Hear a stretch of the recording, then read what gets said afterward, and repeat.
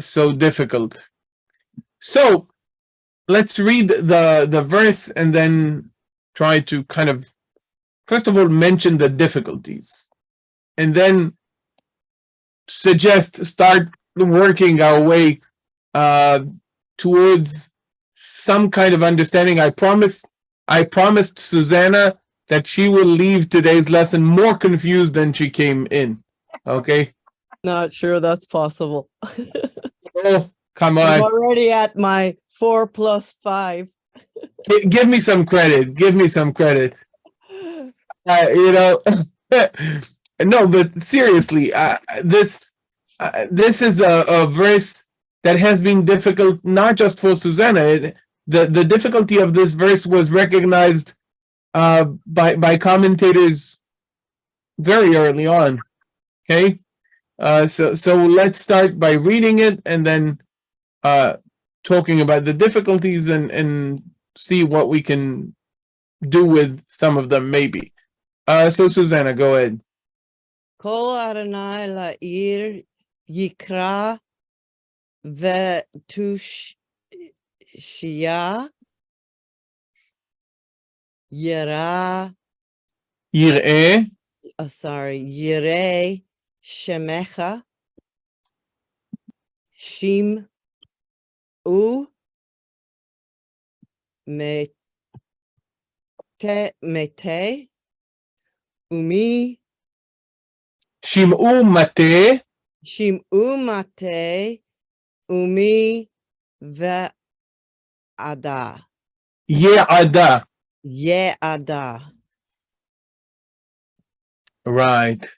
I would ask you to translate, but I'm not sure what to do. I'm not happy with the translate. I've looked at various translations and I'm not convinced on any of them, and that was my problem. I mean, I can see that the voice of the Lord is crying out. Is it to the city? Okay, so yeah, I would first of all, if anyone has the JPS translation, they know at least with a mark it says meaning of Hebrew uncertain, which is one of the common remarks that this translation makes, which is good, because instead of telling you that the meaning is something and it's not, they say the meaning is uncertain. But I will follow, believe it or not, the words of Abrabanel, right? Abrabanel is one of the very interesting medieval figures. He was Don Yitzchak Abrabanel. He was a politician and a minister in the Iberian Peninsula, and he was deported twice. Once from Spain in 1492, the year America was found, was discovered, or America was found by Columbus, and that's in 1492. That's the year of the expulsion from Spain. And then 5 years later, he was also expelled from Portugal. And before that, he was a minister. He was a very important person, and he was a Bible commentator. In regards to this verse, he says, this verse is, in all of its part, is very unusual or awkward, using the word zar, strange, in its interpretation. So already, more than 500 years ago, and actually it goes back, you can see that the Aramaic translation and the other ancient translation already 2,000 years ago had difficulties with this verse. And I want to focus on understanding the problems, okay? Because again, more than just the solutions, understanding the problems is already a little bit of a better way to start thinking of the problems. Again, not not sure that you'd like any of the solutions, but let's start by seeing the problems. And I think that, Susanna, you said something about things not working together, or how you put it. Well, it's just conjugations and plurals and who's the subject of which, and is the word wisdom meaning those who are wise, or is it actually metaphoric? What's the story? I'm basically, I can't find agreement in the Right. Hebrew, let alone in the English. So where is okay? So where is indeed the problem of agreement that we see here? Can you be more specific? What disagrees with what? Well, I have a feminine, a third masculine singular for shall see, the second shall see. Okay, very good. So we And have, then there's a masculine plural for here. okay, very good. So we're starting to put the difficulties into grammatical terms. So Susanna says, Yir'eh is third person masculine singular of the yiktol. Yes, Okay. So we are expecting a masculine singular subject. correct. The noun preceding the verb, which is oftentimes or usually the subject of it, is a feminine singular noun, tushia. So that makes me think that it's actually the voice of the Lord that's the subject. Okay. Already. Okay. So Susanna suggests, let's go to the last time we had something masculine. So ir is feminine singular as well, usually. Okay. And call is masculine singular. So call is masculine singular noun. Maybe the verb goes to call. Okay. That's what I thought originally. But how does a voice see something? That's what I wondered too. Like, does that also have another meaning if you put a different vowel in it? I Okay. wasn't So, sure. so something is difficult here. Okay. We may have a kind of an implicit subject. Okay. A subject that is not mentioned. This happens in biblical Hebrew. Okay. It's not common, but since it's a poetic text, more uncommon, unusual things may happen. But still, even if the subject is anonymous, okay, what is the subject? Okay, The previous verse was no help. right. It was to some extent help if we zoom out. I think that at the end of our discussion and presenting all of these difficulties, I don't think that we'll be able to finish this discussion maybe today. Maybe we'll kind of show some of the difficulties, and you'll get a week to think about it. Or but we started with a disagreement between the verb yir'eh and the noun tushia. Moreover, even if we say that tushia somehow is the subject of yir'eh, tushia is a feminine singular noun, which is an abstract noun. What is tushia?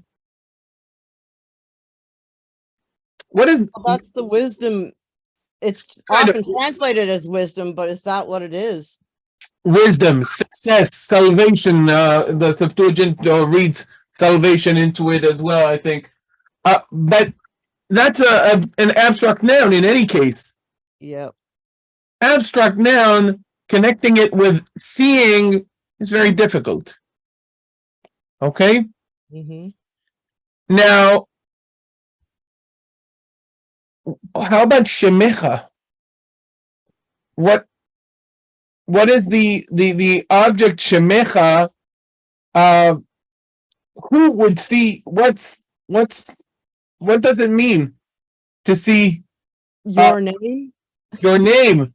And let's say your name refers to the Lord, then how come we have a shift from a third person, the voice of the Lord, talking about the voice of the Lord? That is what we call third person, right? Talking about someone. Yeah. And then it's second person. To the second person. Throws me off. Okay. Okay. If it's God, then why do we have this shift? Okay. Moreover, Shim'u. What is the form of Shim'u? Well, that's plural. Right. It is masculine plural imperative.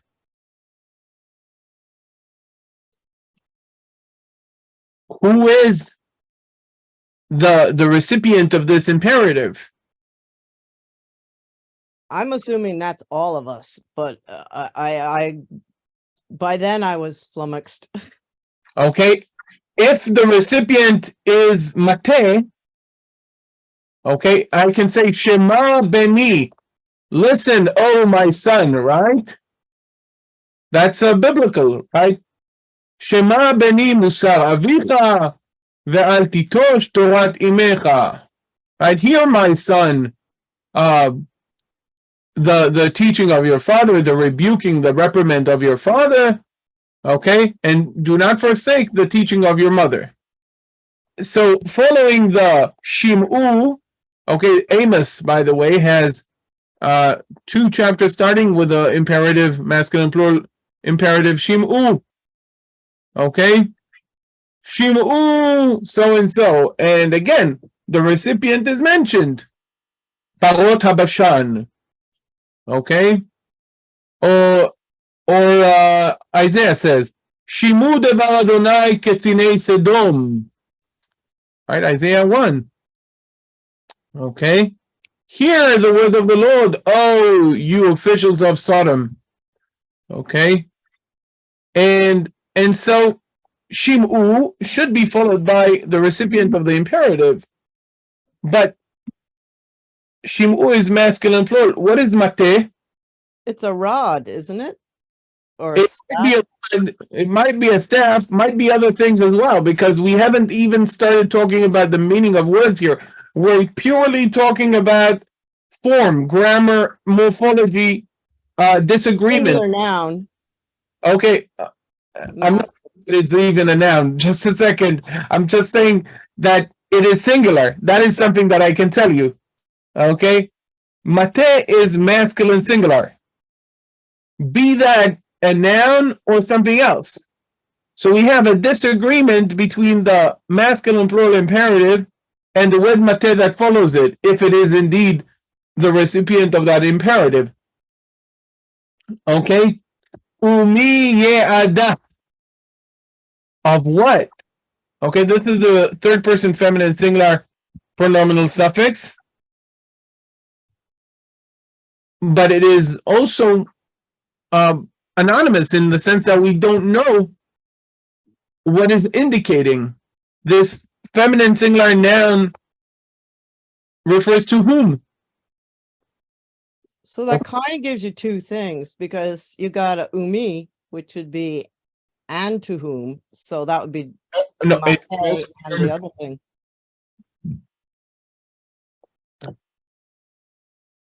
it could be who, right? Who? Ye'ada. Whom? Even just a second. That for that we have to get to the meaning of these words here.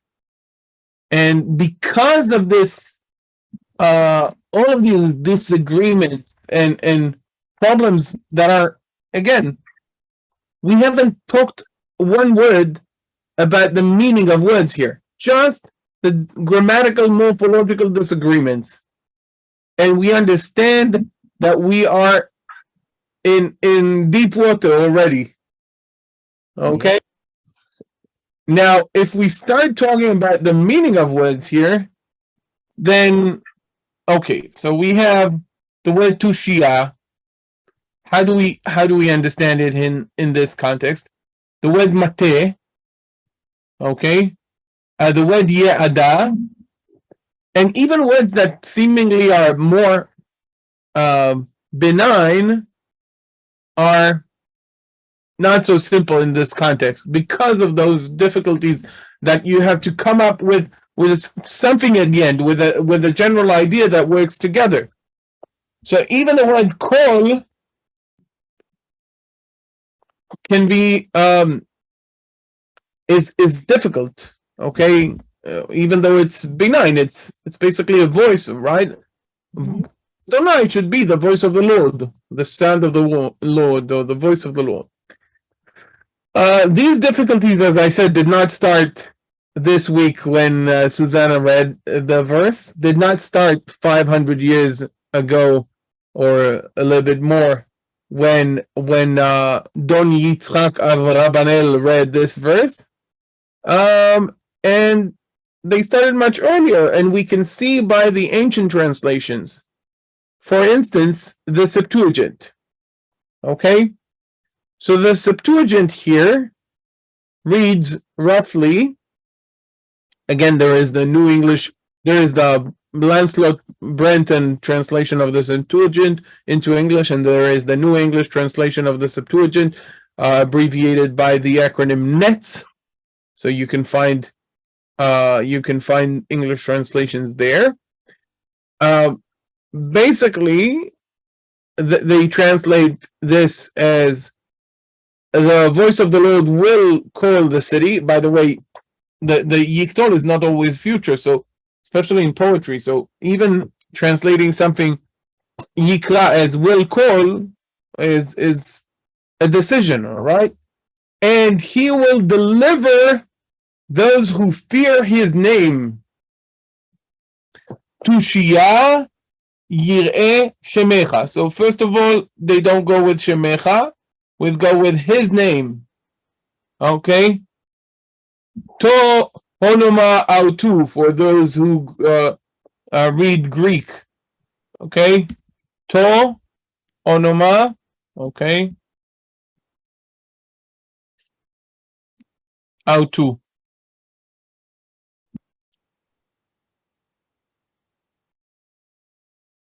The T, the tau came like a T.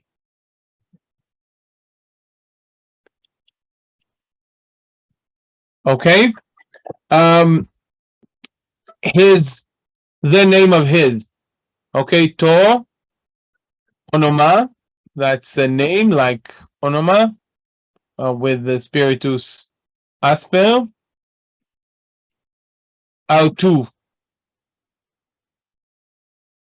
Yes, Georgie?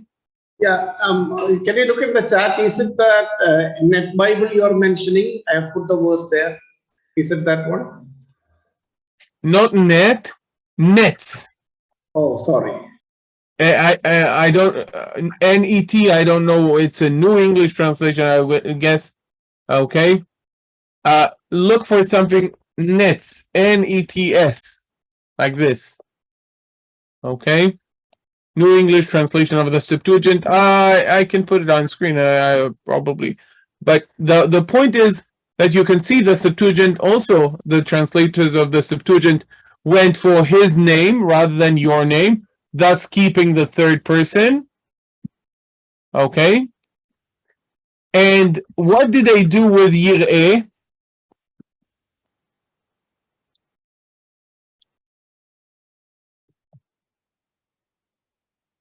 What did they do with the word Yir'eh? Those who fear his name. So what did they do?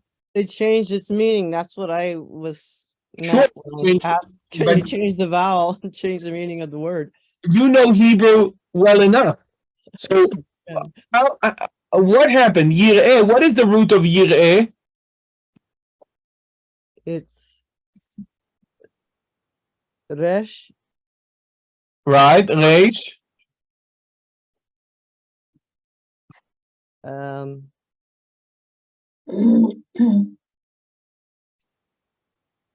Reish is the first root letter. Second root letter is what? Aleph, right? And third root, let's say? I was gonna say hey, but it's not. Yod or hey, right? In the lexicon, it's a hey. We know that historically it's a yod. So Reish, Aleph, and Yod. What did the translators of the Septuagint do here when they said those who fear his name? What is the root for fearing God, serving God, or fearing God in biblical Hebrew? That is close to seeing. Anyone remembers? Is it Yara?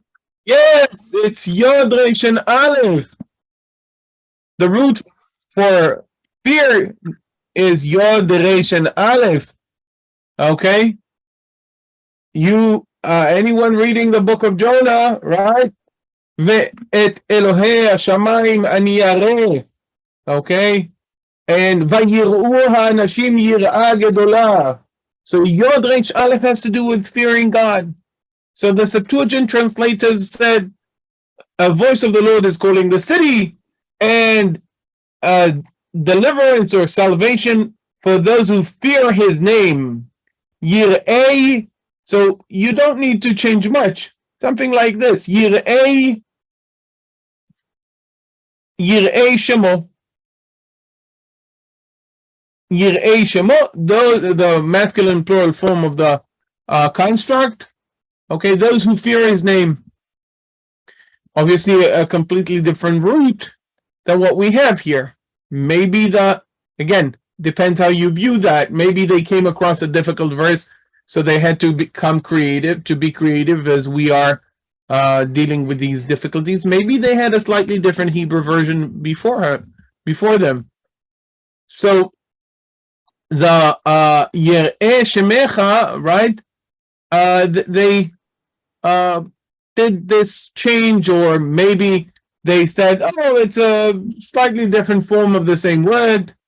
By the way, the Jewish translation into Aramaic, the Jonathan translation, what's known as the Jonathan translation, also has those who fear the name, the Lord, the name of the Lord, the name.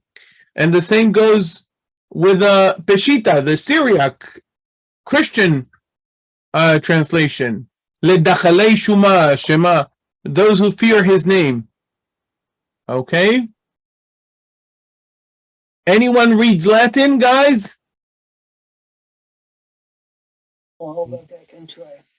Okay, so you can open the Vulgate, because the Vulgate also has the same concept. Those who fear the name. So all of these ancient translations had this. By the way, the Greek for fear, everybody knows, right? Because everybody knows the phobia, claustrophobic, Islamophobic, right? Whatever phobia, phobos, phobeo, that's the Greek word for fear, okay? And phobos, that's the Greek word for fear, and that's the origin. This is the word exactly. They use a different participle form, but that's the origin of their translation. The Septuagint, as I said, the other ancient translations follow this convention, and you can see fear instead of seeing. Okay? Okay, the Latin has fear as well. Right, the Latin has fear as well. That's what I said. The Vulgate and other translations. Again, doesn't mean that means that they all had difficulty with this verse, and it might be that they all went back to the same origin, right? The fact that the Latin, the Syriac, and other translations have fear simply means that they had a very difficult verse, and they said, oh, just a second, what did the guys at the Septuagint do with it? Maybe we'll go along with it. It doesn't mean that they all came to this conclusion differently. Like if you find many copies of the same, tradition, and they all translated similarly, doesn't mean that they have each of them is an opinion by itself. It's kind of a branch, okay? But this is certainly one option, okay? Nathaniel, then how could that word wisdom come into? How could it what? The word wisdom get into this translator's mind? Oh, because the word tushia usually is paralleled with wisdom. Okay, the Greek term Not hukmah. chokhmah is wisdom, and in poetry you can see tushia. Okay, so that's tushia, which again the translation of salvation is the less common one, but they needed to do something with it. Okay, I'm not saying that it is impossible, but the word tushia is usually wisdom, advice, not salvation. I think they went with a very rare, possibly in a little bit even to make sense of this verse. Okay, so that's Kol Adonai La'ir Yikra, assuming that Kol Adonai is indeed the voice of the Lord. Some suggest that Kol stands in and of itself. Okay, you know what? So we started.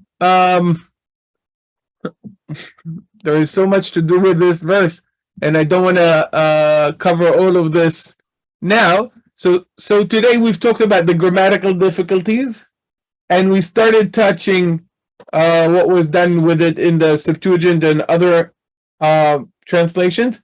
Let's give some food for thought for some of the other difficulties. We've talked about the difficulty of disagreement between the imperative and the recipient, and ye'ada. So take the time, try to make sense of it. You're more than welcome to read commentaries, go ancient translations, modern translations. Try to make sense of this verse, and we'll maybe go back to it next time as well. Okay, Susanna?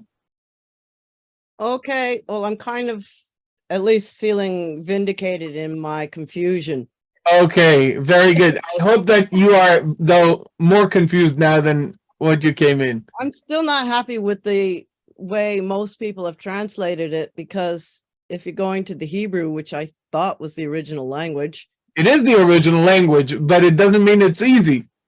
Well, true that, but it seems like the changes were just too many dots and tittles changed and too much.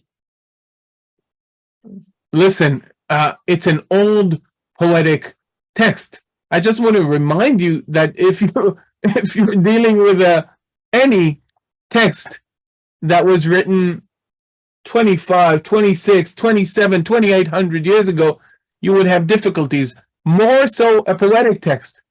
Definitely the transmission of the text also plays a significant role. But even when you have no doubt about the transmission, sometimes reading a poem that was written 2800 years ago is not so easy.